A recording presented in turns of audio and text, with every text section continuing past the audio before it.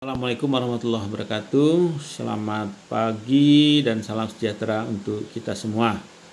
Pertemuan ketiga ini dengan topik 5 dan 6 ya. Untuk yang kelima adalah tentang emosi, persepsi dan faktor-faktor yang mempengaruhi. Dan kemudian yang keenam adalah terkait dengan teori motivasi dan aplikasi di tempat kerja ya. Yang pertama saya ingin menjelaskan tentang bab yang kelima, yaitu emosi, persepsi dan faktor yang mempengaruhi.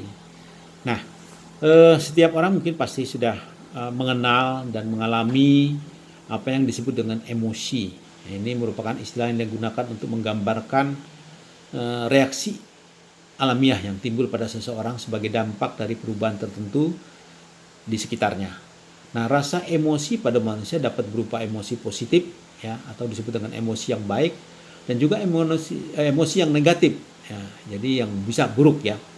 Nah, ini kalau kita lihat dari etimologi atau emosi ini berasal dari bahasa Latin, yaitu movere, yang artinya bergerak ataupun menggerakkan, yang dibubuhi dengan kata awal yang artinya menjauh. Nah, jika diartikan berdasarkan susunan katanya, maka kata emosi dapat diartikan sebagai gejala pergerakan menjauh ya. Ini adalah salah satu pengertian daripada emosi. Nah, jenis-jenisnya emosi itu apa dalam diri manusia? Yang pertama ada rasa cinta, rasa benci, rasa takut, rasa malu, rasa dengki, rasa marah ya, rasa cemas, rasa cemburu, rasa bersalah, dan juga ada yang namanya rasa kecewa dan stres ya. Nah, dalam kaitan dengan ini tentunya yang terkait dengan emosi tadi ada yang namanya persepsi, dan juga bagaimana seseorang bisa mengambil suatu keputusan ya terkait dengan hal-hal yang memang diperlukan oleh orang tersebut untuk memutuskan sesuatu.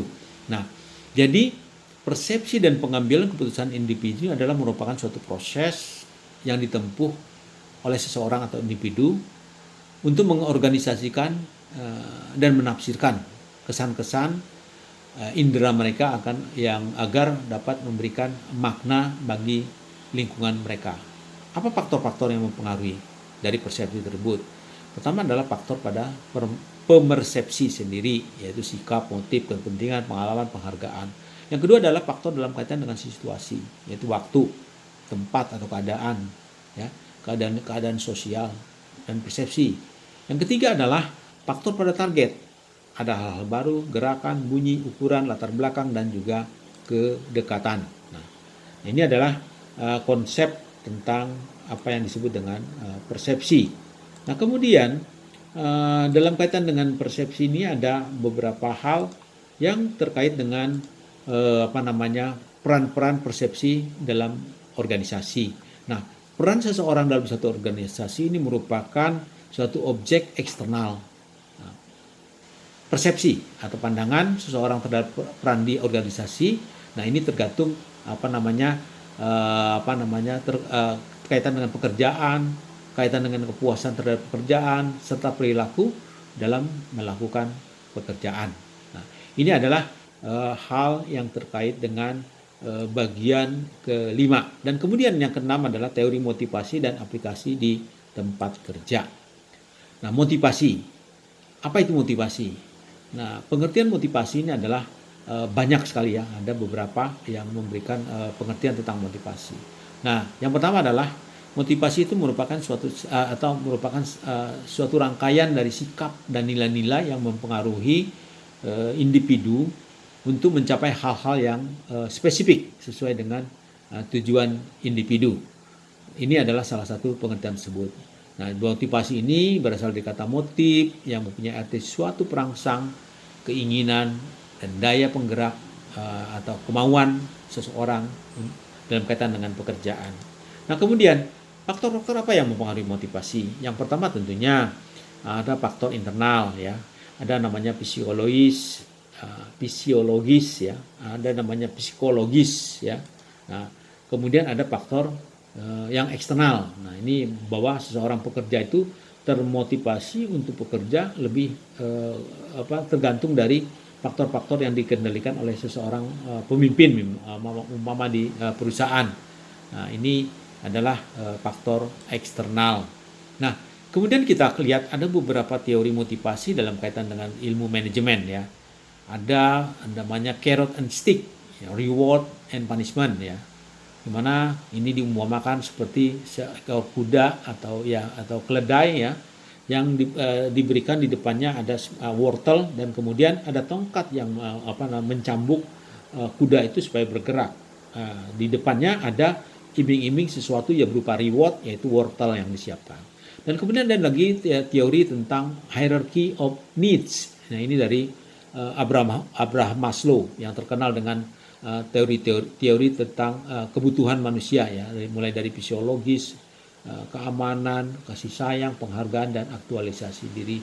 Dan yang ketiga adalah two-factor Hashberg, yaitu teori tentang motivasi dan hygiene. Dan yang keempat adalah the expectancy. Ini dari Victor Fromm.